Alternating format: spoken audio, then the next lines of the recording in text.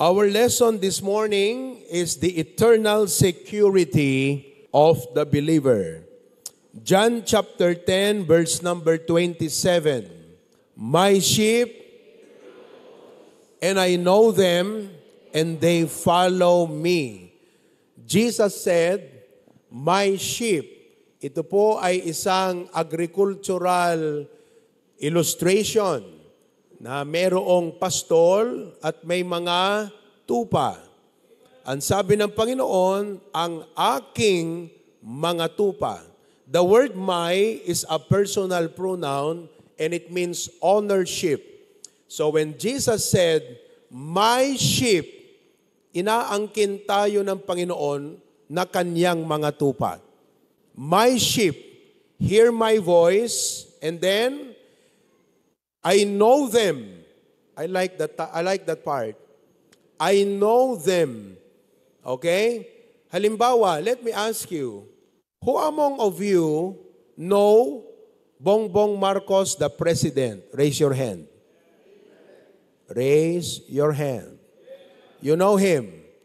Okay. Tito Sani, amoy chocolate ka pa.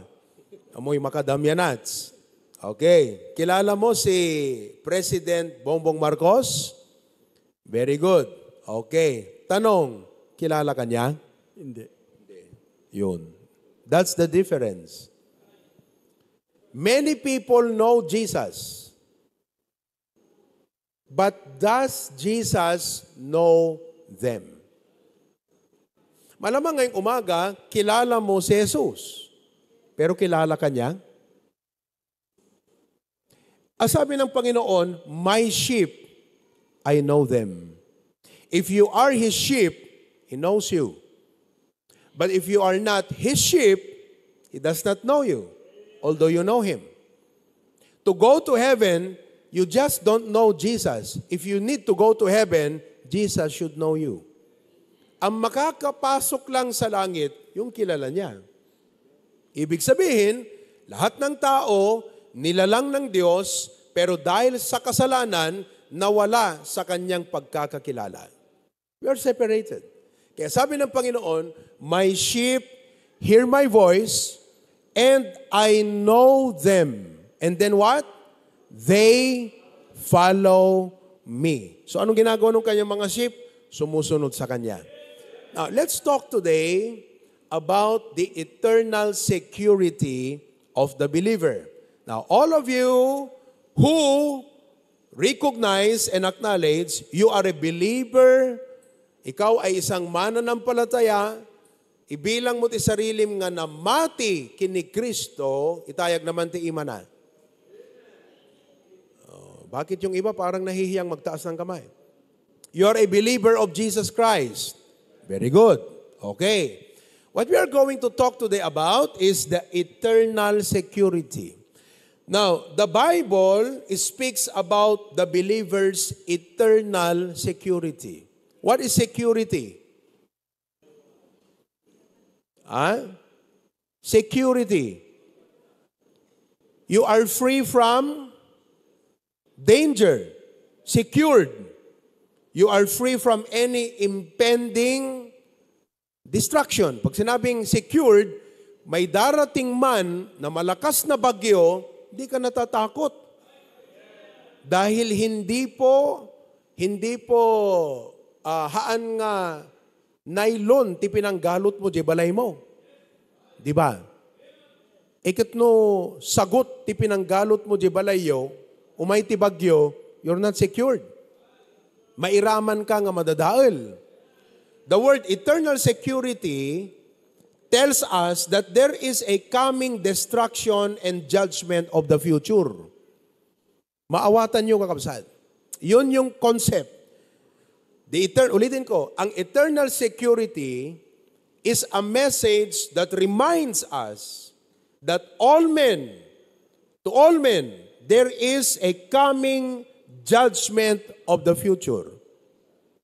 But to every believer, kagaya mo at kagaya ko, we are secured, meaning we are saved and eternally saved from that judgment. Hantayon nga mapan ijay pa nakadusa. naligtas na tayo mula sa kapahamakan na ito. Kaya nyo na bang ipaliwanag ang eternal security sa iba? Yun ang paliwanag ng eternal security. You are secured. Amen? Ulitin natin. Ano yung pinapahiwatig ng eternal security?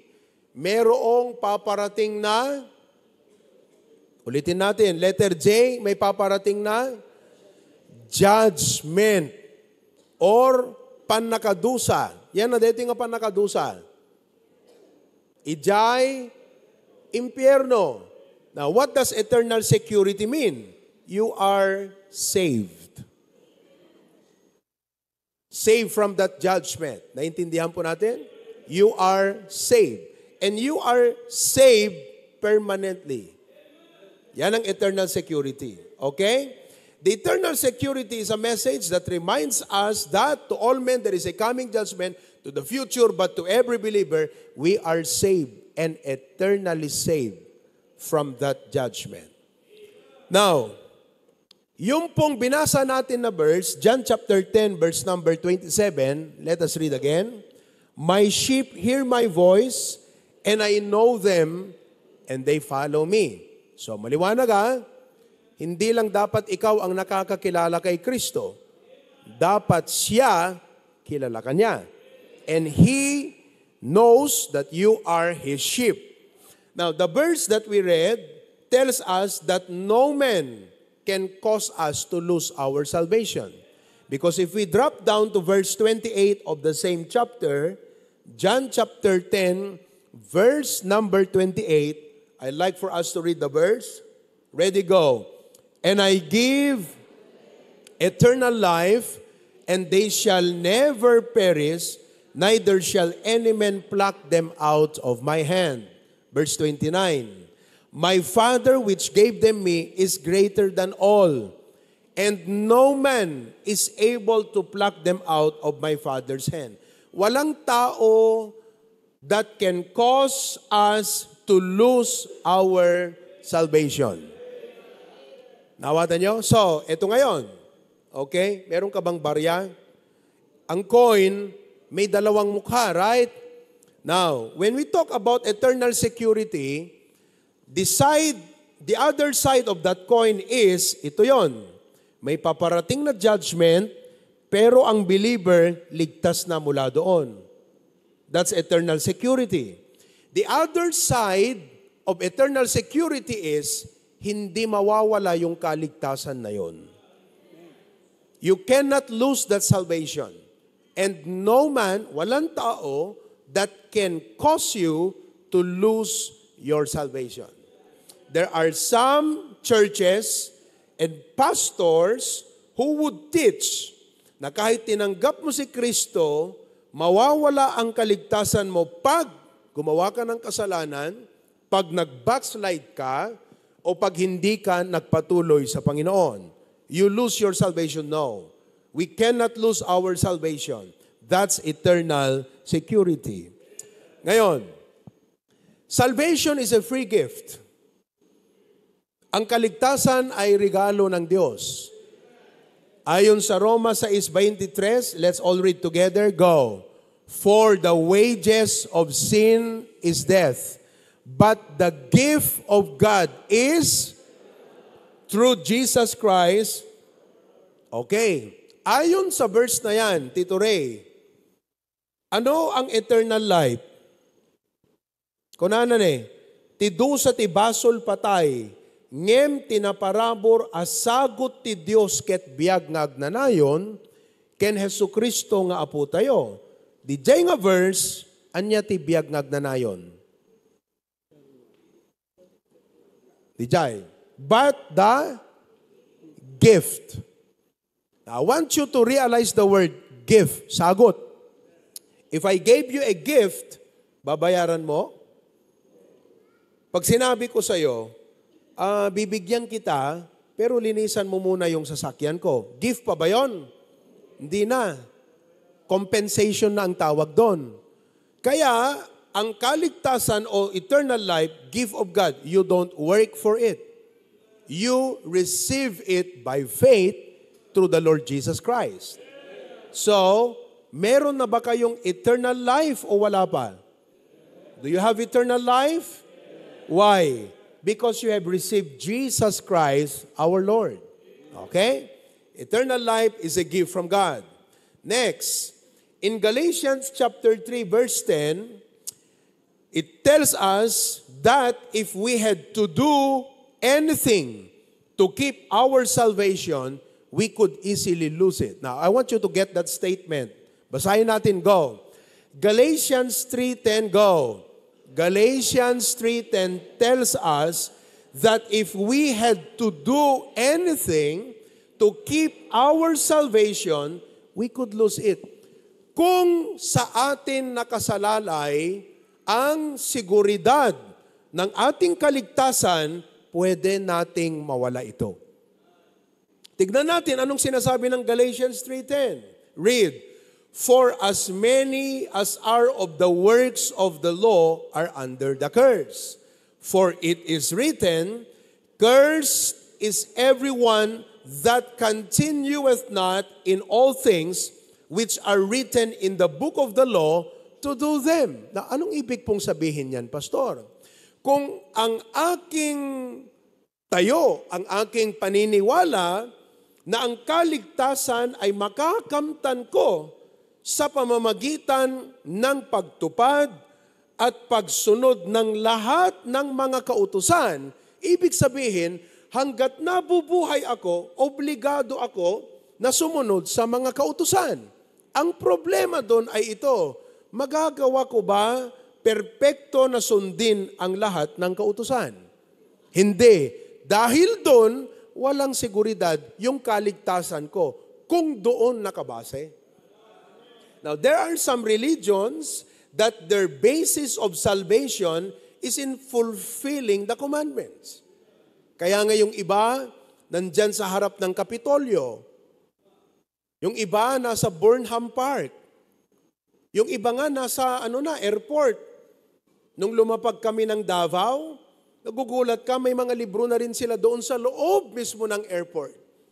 And that to them is fulfilling a service to God. At habang ginagawa daw nila yon, ay kanilang naiipon yung credentials ng kanilang salvation. Kung doon nakabase ang ating kaligtasan, ay talagang mawawala. Sapagkat ang sabi maliwanag, cursed. Maliwanag po yung salitang cursed. Cursed is everyone that continueth not. Talagang hindi natin kayang ipagpatuloy yan. So cursed is everyone that continueth not in all things which are written in the book of the law. So, when you start to fulfill the law at hindi mo nasunod, natupad lahat, ano sabi ng Bible? You're cursed. Praise God. Hindi sa pagsunod sa batas, nakabase ang ating kaligtasan. Clear? Okay. Let's take another one. Next slide. Galatians 2, read. Galatians 2:21 says that Jesus would not have had to die for us if we could have saved ourselves. Anong ibig sabihin yan? Kung kaya mo palang gawan ng paraan ang kaligtasan mo sa pamamagitan ng mga pwede mong gawin, okay? Hindi na pala dapat namatay si Jesus. Logic yan, ha? Logic. Ano sabi ng Galatians 2:21? Read. "I do not frustrate the grace of God. For if righteousness come by the law, then Christ is dead in vain." Kung yung pagiging matuwid sa harapan ng Diyos ay makakamtan sa pamamagitan ng pagsunod sa utos, in other words, the more you obey the law, you will be declared righteous. If that is the basis for being declared righteous on the basis of fulfilling the law, then ano sabi ng Bible?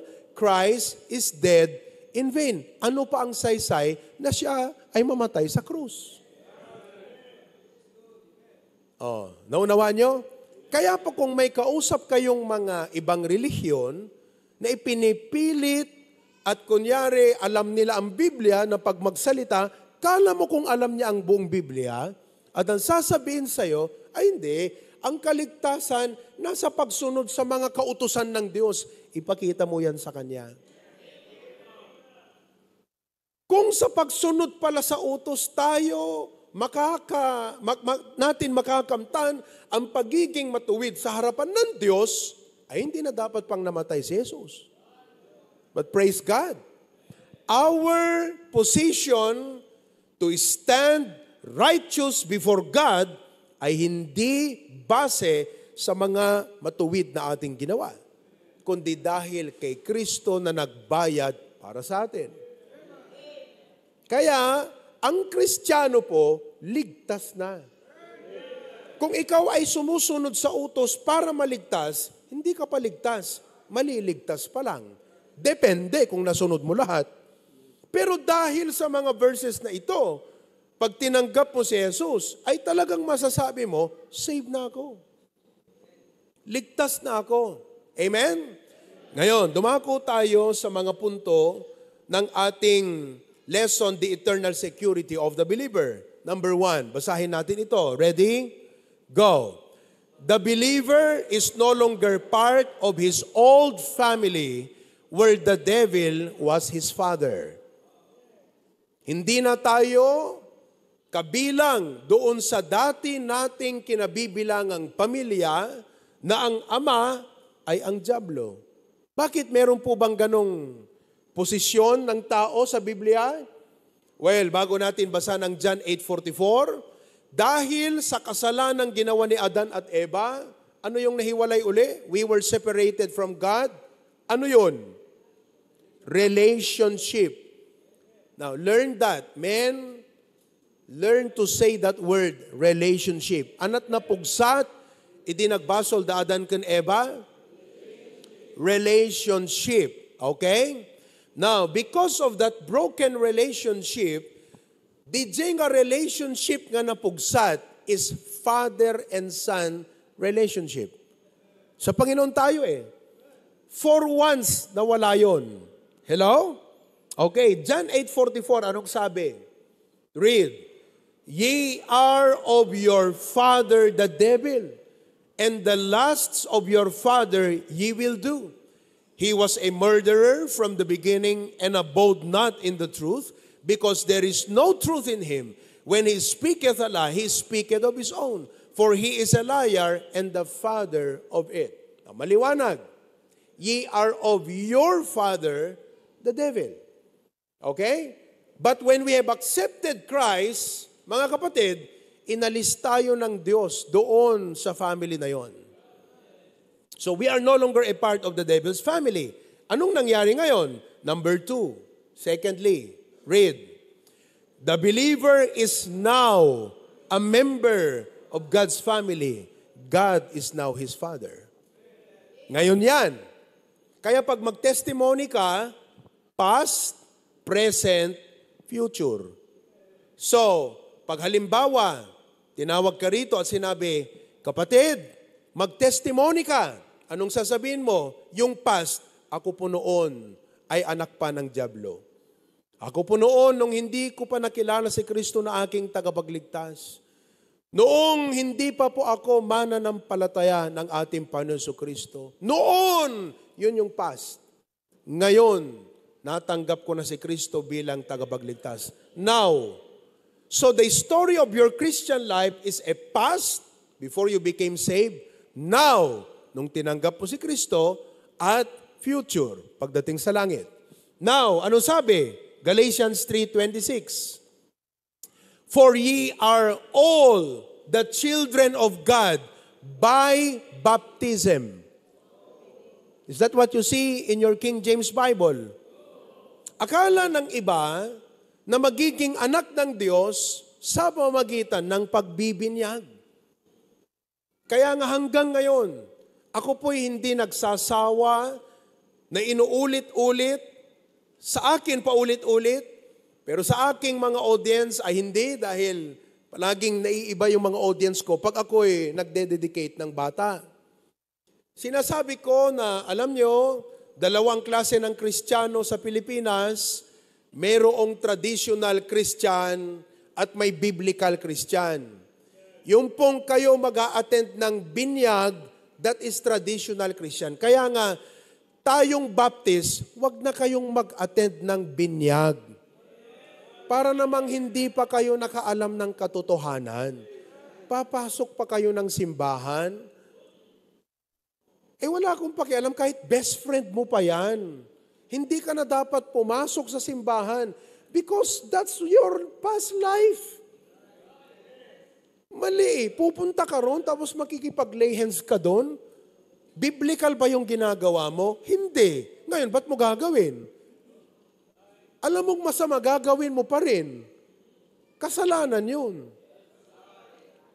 Kaya sabihin nyo, kung may best friend po kayo, kasi binyag ang pinag-uusapan, pagiging anak ng Diyos.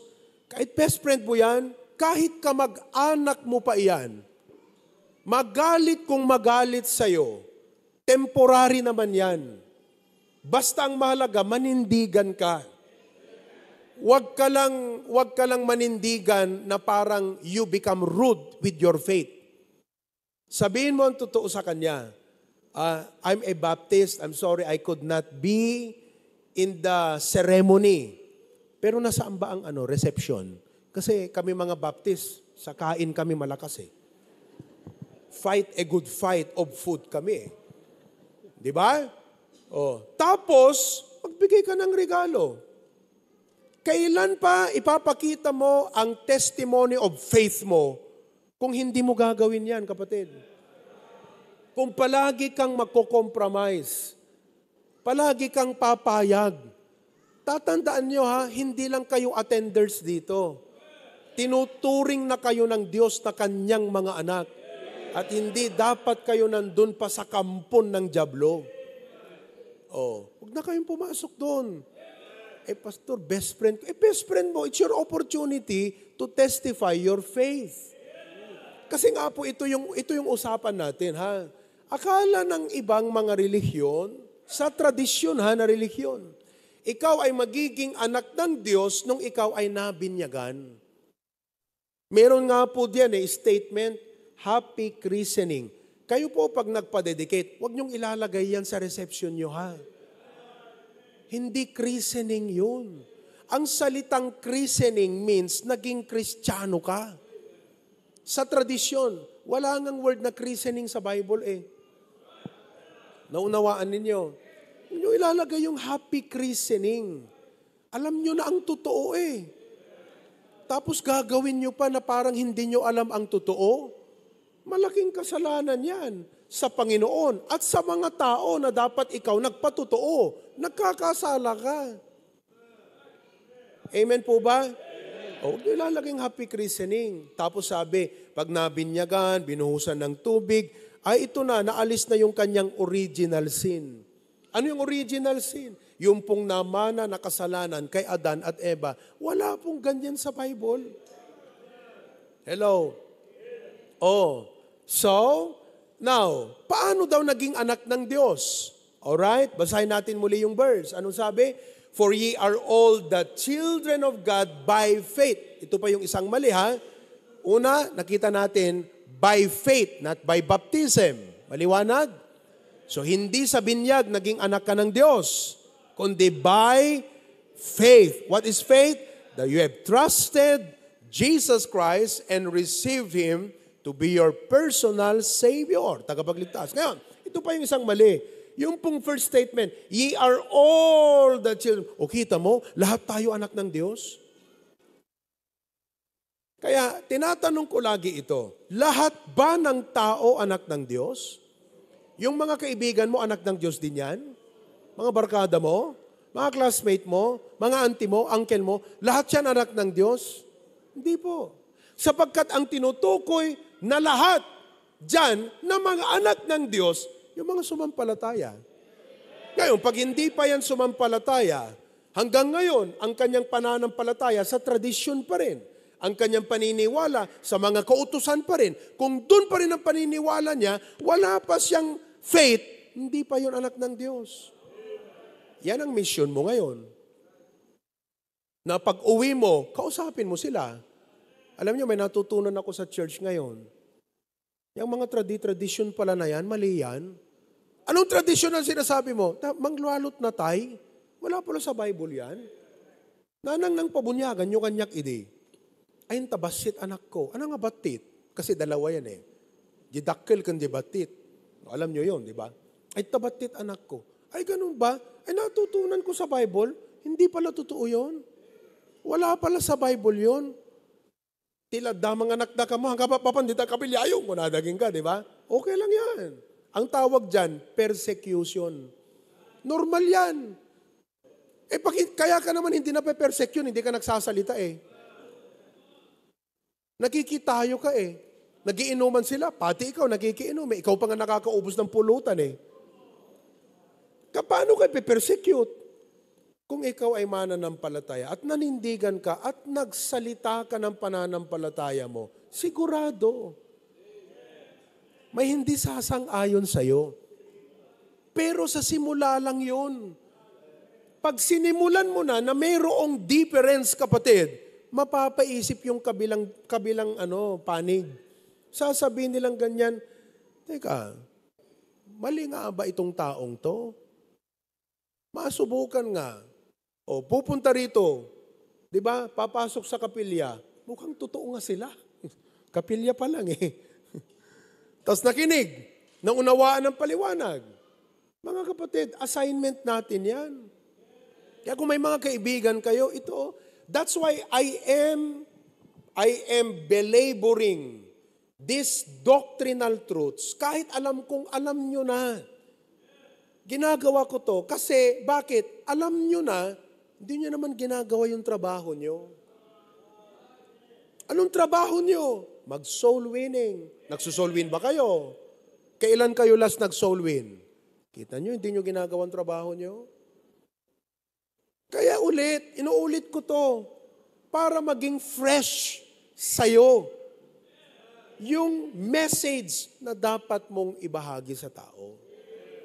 O, kita nyo na? Sumaliwanag, John 1:12. Ulitin natin yan, Galatians, balik mo nga. Ulitin natin yun ha, mag-sink in sa atin yun. Galatians 3:26, go. For ye are all the children of God by faith. Grabe, ganda ng verse na yan, oh. Grabe. John 1:12 and 13. Bago tayo dumako dyan, mga kapatid, sa John chapter 1, verses 12 and 13, Number 3, sa eternal security natin, okay, lagay mo number 3. Let us read together. Go. The believer is in God's family because he has been born into it. Okay. Yung daw, tumanggap sa Panginoon bilang tagapagligtas, ay nasa pamilya ng Diyos sa kadahilanang siya ay ipinanganak doon. Tama? Born into it. Bakit? Ang sabi ng Panginoon sa John chapter 3, verse number 3. Teka, sige, kopyahin nyo muna. Bilisan nyo lang kopyahin yan. Okay? Tapos na ba? Pag tapos na, taas ang ballpen. Parang eskwelahan lang, no? Okay, everybody read John 3, verse 3 together. Go. Jesus answered and said unto him, Verily, verily, I say unto thee, except a man be born again, he cannot see the kingdom of God. Ang isang word na maalala ko dyan, yung salitang prerequisite.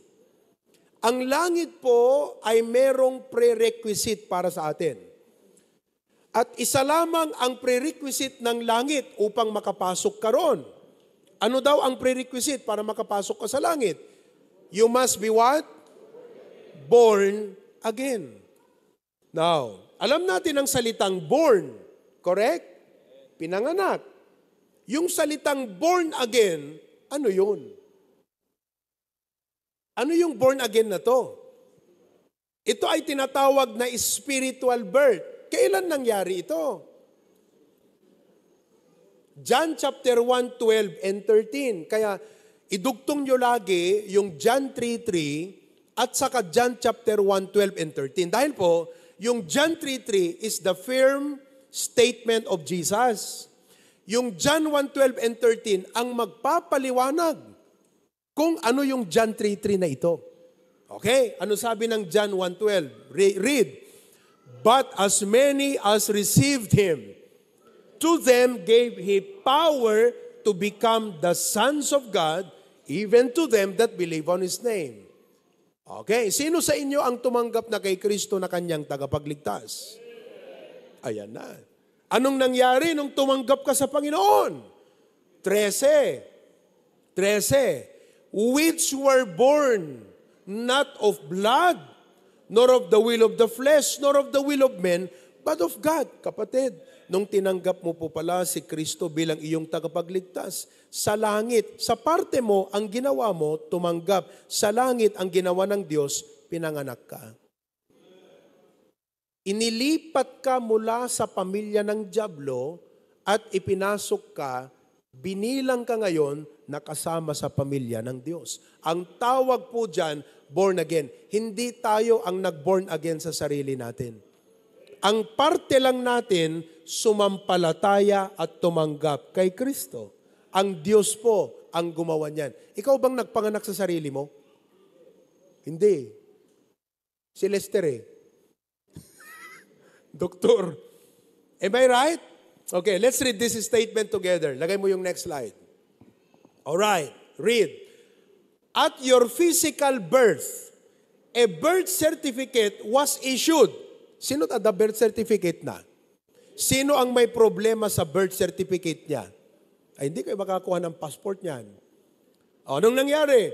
At your physical birth, a birth certificate was issued. At your second birth, yung tinutukoy nating spiritual birth, a record was made also. How about that? Nung pinanganak ka, kung saang munisipalidad ka pinanganak, na-issuehan ka ng birth certificate. Record sa munisipyo yun. Yung ibang mga nandito nga sa Pilipinas walang birth certificate. Kaya nga yung itinatinan kong seminar ng, ano bang seminar yon? Dito sa registry, civil registry. May mga ganun pala. Sa mga isla, dahil malayo po sa munisipyo, malaki na yung bata, wala pang registration, wala pang certificate. Kaya pinag-uusapan yan sa civil registry. Sino sa inyong nagtatrabaho sa civil registry? Oo. Meron silang term na nakalimutan ko kung anong tawag dyan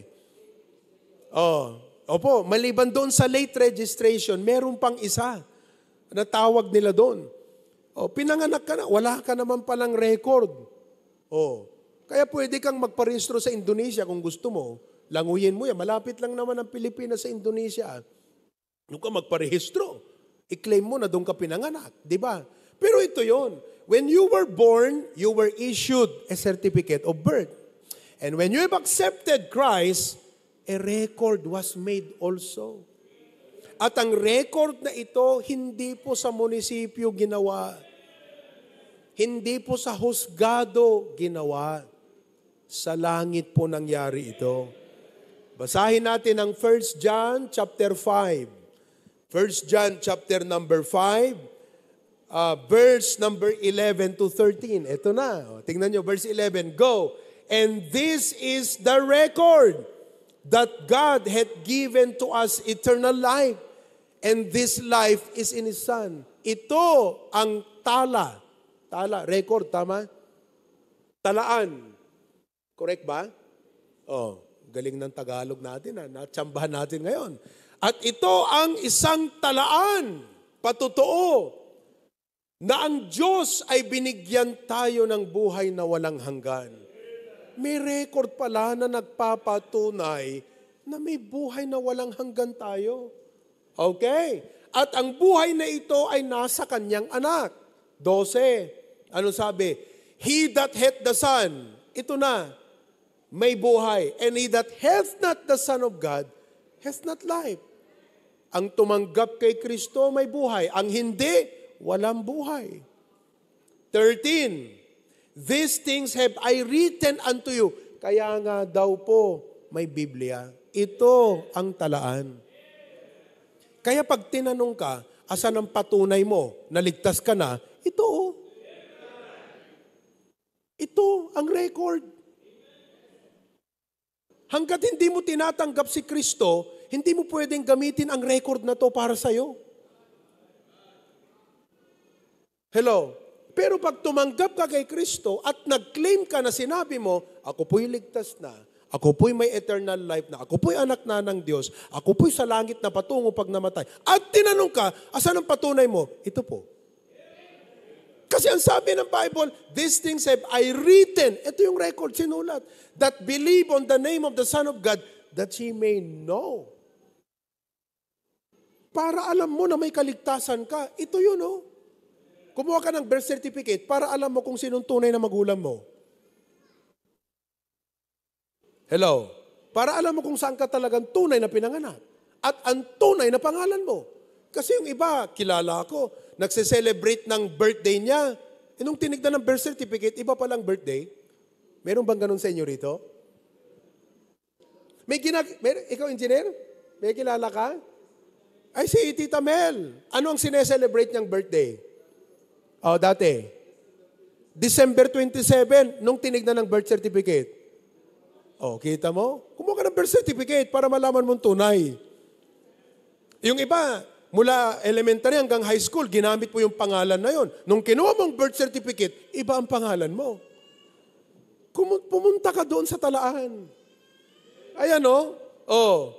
Believe on the name of Son, that ye may know that ye have eternal life, and that ye may believe on the name of the Son of God. Ito ang ating record. Ulitin ko ha, yung paliwanag ha.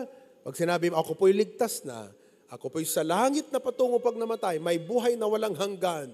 Sabi nila sa'yo, anong patunay mo sa claim mo? Ito po. Kaya kung hindi mo pa tinanggap si Kristo ngayon, hindi mo po pwedeng gamitin ang record na to para sa'yo. Oh, ang pangalawang record natin, Revelations 20:15. Revelations chapter 20, verse number 15. Magtatapos tayo rito. Everybody read. And whosoever was not found written in the book of life was cast into the lake of fire. May libro sa langit. Record yan. Sulat ang pangalan ng lahat ng naging anak ng Diyos. Pinanganak eh. Kaya balikan natin yung statement. At your physical birth, para ngayon, mas ma-analyze natin. Go. At your physical birth, a birth certificate was issued.